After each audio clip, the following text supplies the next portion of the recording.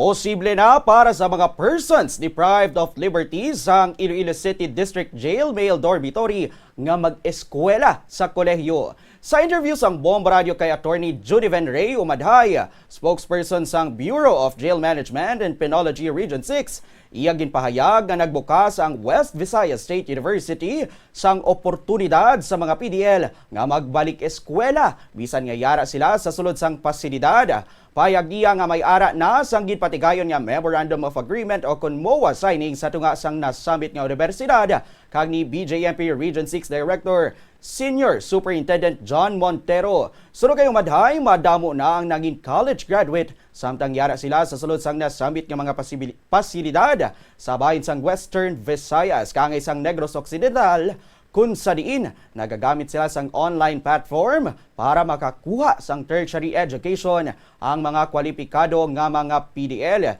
Isa man ini sa makapalipot sang ila sintensya, ilabi kon pahagahatagan ng mga ini sang good conduct and time allowance kung GCTA.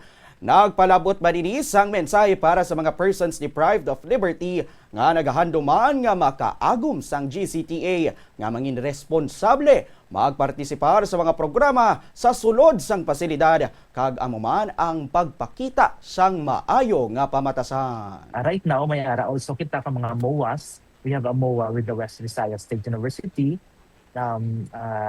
Just signed by our regional director, si Jail Senior Superintendent John Montero, that the West Visayas State University will conduct or implement college degrees or programs sa ato ng mga qualified nga PDLs. So they will start sa nga mo nga program sa BJMP Ungka or ang Iloilo City District Jail Male Dormitory.